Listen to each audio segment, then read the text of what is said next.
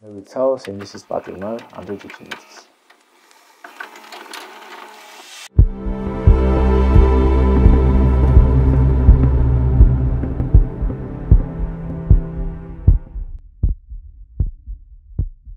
ხუთში დაგავეს ანდრო. სიმართლე გითხრათ, როგორც ეგეთი ნიუსის გავატარე იმ მომენტში, როცა ნახე რომ ანდრო ჭიჭინიძე დააკავეს. ერთი იმიტომ რომ მეგონა რომ ისე რიგით ადმინისტრაციული იყო ვიღაც დაკავებული და მეორე ის რომ სამწუხაროდ რაც არ უნდა გასაკვირი იყო საერთოდ არ ვიცოდი ვინ იყო ანდრო. აი ამას რო გადავხედე რამდენიმე საათის განმავლობაში საქმეს, იქაც კი აღმოჩნდა რომ ანუ იმდენად აბსურდი იყო რომ ამას ეღონსაუჩ შესაძლოა არ სჭირდებოდა ამ საქმეს რომ ჩვენ რაღაც შეფასება გავუკეთებინა.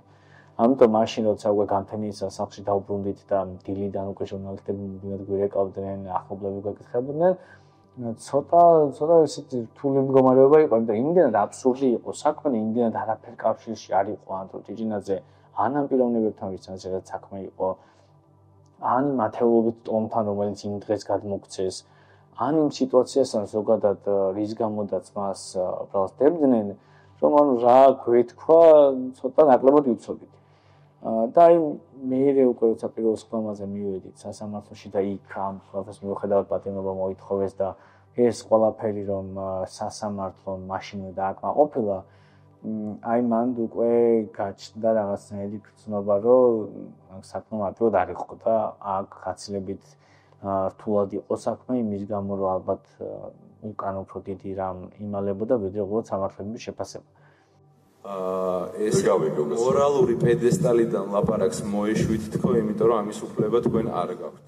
როგორც უნდა იყო მიჩეული თუნდაც ან კამერებს, ან საზოგადოების ყურადღებას, ან მედია, ან ყველაფერსაც უნდა იყო მიჩეული, განსაკუთრებით რთული არის, როცა ამ მასშტაბის საქმეში ხარ. და ამას ზრდის ის, რომ ეს არ იყო მხოლოდ იმის გამო მნიშვნელოვანი, რომ მას ბევრი ადამიანი აკვლევდა, არა. ეს იყო მნიშვნელოვანი, იმიტომ რომ ჩვენ გვესმოდა ყველას და მათ შორის მეც, რომ ანდრო იყო უბრალოდ ადამიანი, რომელსაც არ გაუმართლა იმ მომენტში. შეიძლება მის ადგილას მე ყოფილიყო, მის ადგილას შეიძლება ყოფილიყო ნებისმიერ ადამიანს შეიძლება ყოფილიყო მის ადგილას, ვინც რუსთაველზე იდგა, თავისუფლებამდე იდგა და უბრალოდ იდგა სწორ მხარეს. ამიტომ ამ პროცესს კიდევ უფრო მეტად საკუთარ პროცესად აღვიქვამდით და იმას რომ მე შეიძლება იმ დღეს გამოვდიოდი სასამართლოდან თავისუფლებაში, მაგრამ შეგრძნება იყო ისიც, რომ თითქოს არის საკანში მიყვებოდი ამ ბიჭებს, იმიტომ რომ რეალურად უბრალოდ იღბლის ამბავი იყო, რომ ის არ გამოდიოდა გარეთ და მე არ მივდიოდი ციხეში. მხოლოდ ეს არის განსხვავება, თორემ სამხრეთ მეც ისევე უდანაშაულობა მაქვს საქმეში, ისევე როგორც წავით ანდრო, ლუკა, ონისე და ასე შემდეგ. 6 დეკემბრიდან მე არ მახსენდება, თუნდაც დღე აი როცა უკვე დასრულდა პროცესები, დღე ანდროს გარეშე. ან ვიყავი ანდროსთან ციხეში, ან ვიყავი ინტერვიუზე ანდროს საკითხთან დაკავშირებით, ან მქონდა სტუმრობა სამართლის ამ საქმესთან დაკავშირებით, ან მქონდა სამუშაო შეხვედრები ადვოკატებს ამ საქმის ირგვლივ.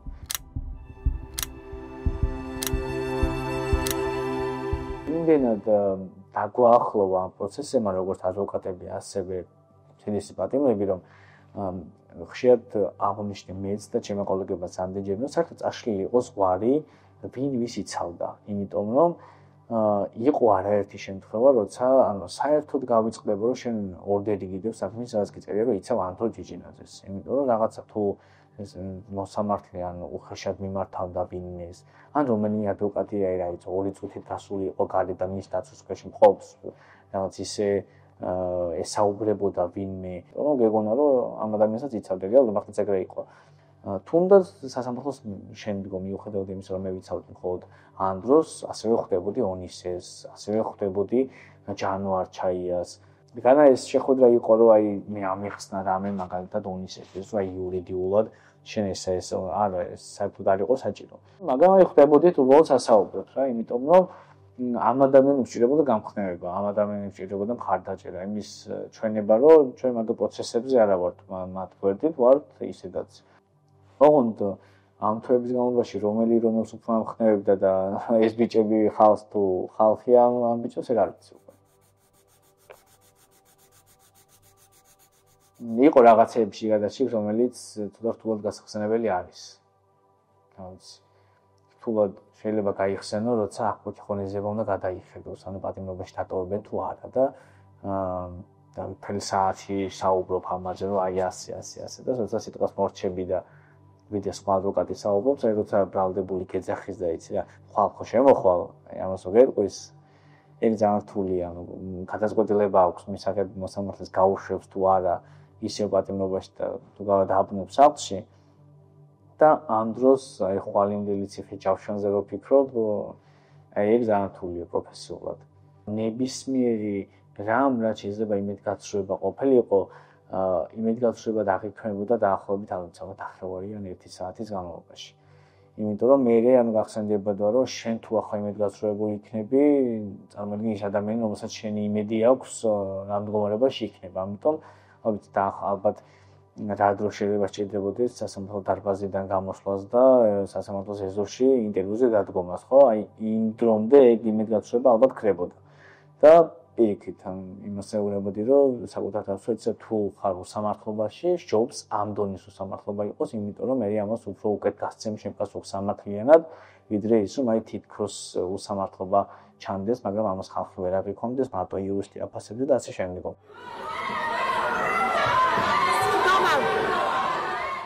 ხალხისგან სხვათა შორის ძალიან დიდ ყურადღებას ვსწრებდი ყოველთვის.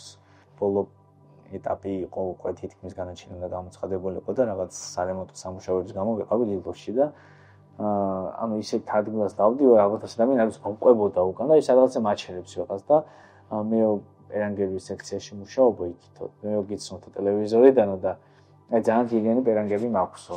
თითქოს აი 150-200 ლარი გასო თითო, მაგრამ აი ის ბიჭი რო გამოვაო მომეყვანეო და მე უნდა ვარჩევო ჩემი პერანგი. ეგეთ რაღაცები მე ჯამში ამ რაღაც ყოველდღიურ мотиваციას ქმატებს რა, რომ ესე იგი სწორ რაღაცას აკეთებ. სადის ის ცნობილი ფურცლები, სადაც ანტო წერდა ხოლმე წერილებს. ხო, პირველ რიგში შემხვდა ეს არის ძალიან მნიშვნელოვანი საკითხი. თეატროს ეხება და ეს იყო მაშინ, როცა პერფორმანსი მოაწყოს პირველად აბაშიძის დასის წარმომადგენლებმა თეატრის წინ. და არ ვიცი, ეს ძალიან ესეთი ემოცია იყო, ძალიან რთულად შესატანი ციხეში, იმიტომ რომ ეს ამ დროს არ ენახა ტელევიზიით და საკუთარი თვალებით, ალბათ რა ემოციას ვერასდროს ვერ გადავცემდი მე, იმიტომ რომ ეს ძალიან რთული იქნებოდა. ყოველთვის მაბარებდა, რომ აი ვიღაცებთან თქონები, აბა გავდივარ ახლა და რა გინდა რომ გადავცე ხალხს.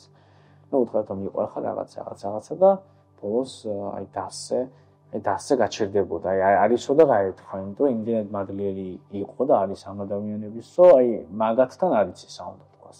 თუნდაც დოისთან არის ისა უნდა თქვას და იყო თვეები, როცა დოისთან კომუნიკაცია არ ჰქონდა. ეთყობოდა საუბარში ყოველთვის, რომ ეს იყო რაღაცა უდიდესი მადლიერების გზნობა, ოღონდ თან ცოტა ის მორინდებულად.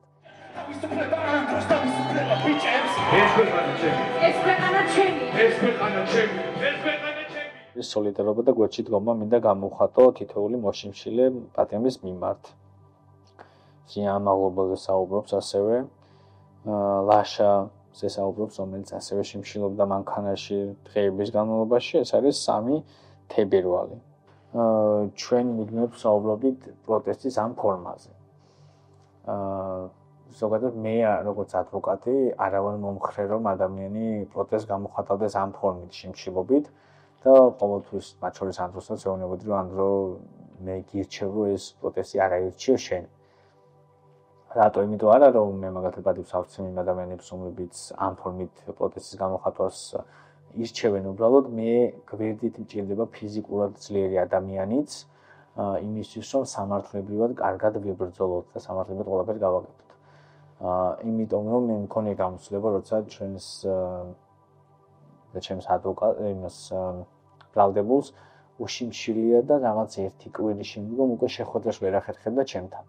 თუმცა არ ვთქვამს მას უნდა და შემშილობა, მაგრამ ხვდებოდი რომ ამაზე ფიქრობდა. იმიტომ რომ სიტუაციაც იყო ეგეთი, რომალიობა იყო ეგეთი, რომ ზია ძალიან დიდხანს შიმშილობდა რაღაცნაირად სინდისის ქეჯნა ქონდა ყველას, რომ აი ქალი შიმშილობს და პროტესტს ამ ფორმით გამოხატავს. და უნისიმად მათ შორის ბოლო პროცესებზე თქვა, რომ მე ცუდია რამდენიმე დღე შიმშილობა, ოღონდ აი 3 დღის მერე უკვე ძალიან ცუდად ვიყავი.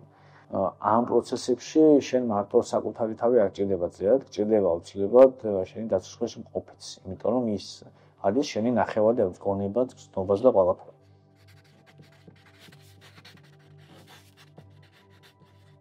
დაბადების დღის ამბავი ძალიან მნიშვნელოვანი იყო. უბრალოდ დავწერე რომ მეთქი ამ დროს დავდე ფოტო მასენთან ფერმებით 5 დღით ადრე გავაკეთეს, იმიტომ რომ მინდოდა რაღაც დაკროებული ფოტო იქნებოდა და ამ დროსთან შევალ და თქვენს მინუცებს შევუტან თუ დაწერთ. თუ დაწერთ კი არა. ბოლოს ფიქრობდი რომ აი რა მომაფიქრა რომ ეს გამაკეთებინა, იმიტომ რომ უბრალოდ ჩემი ტელეფონი დაახლოებით 4-5 დღის მანძილზე იყო სულად უფუნქციო. საერთოდ ვერცერთი ადამიანის შეტყობინებას ვერ ხედავდი, ვინც ყოველდღიური კომუნიკაცია შეიძლება მყოლოდა. იმდენი უცხო ადამიანის შეტყობინება შემოდიოდა და ჯამში აი უხეშად დავთვალეთ 1800-ზე მეტი ადამიანის შეტყობინება შევიტანე, სადაც შეიძლება რომ ითქვას საჯაროდ.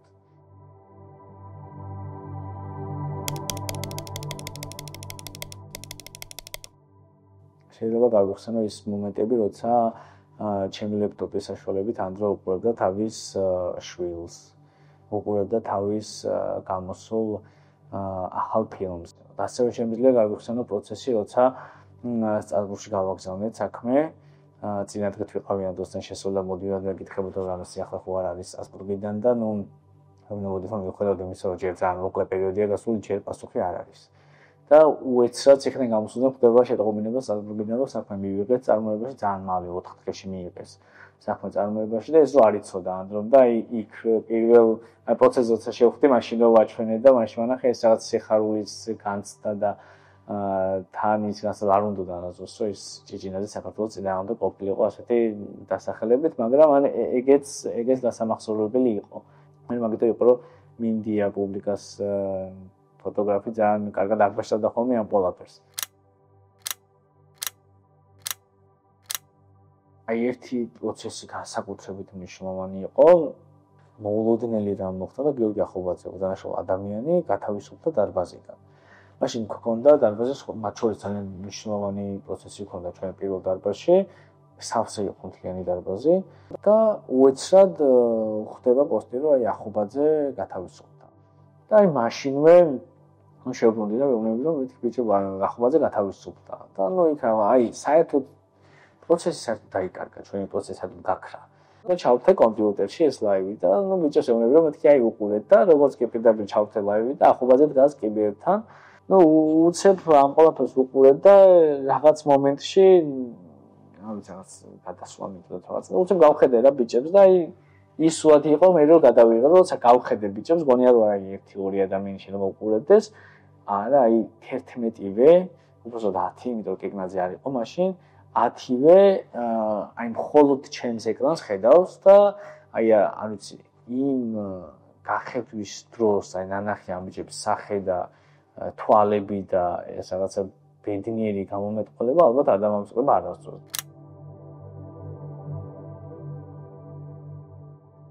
გონია რომ უკეთესი ადამიანის გამოვა იქიდან და უკეთესი მსახიობიც, იმიტომ რომ ამ ყველაფერს უბრალოდ გამოიყენებს, იმიტომ რომ თვითონ ამას აღუძახებს როგორც სასჯელს და ეს არის გამოცდილება, რომლისთვისაც რაღაც მხრივ სადღაც შეიძლება მადლობელიც იყოს, იმიტომ რომ რაღაც ხანერად განვითარდება სავარაუდოდ. ისევე როგორც ყველა თუ რაღაც კარგიც აქვს. Zamtris Andres Ansi Harus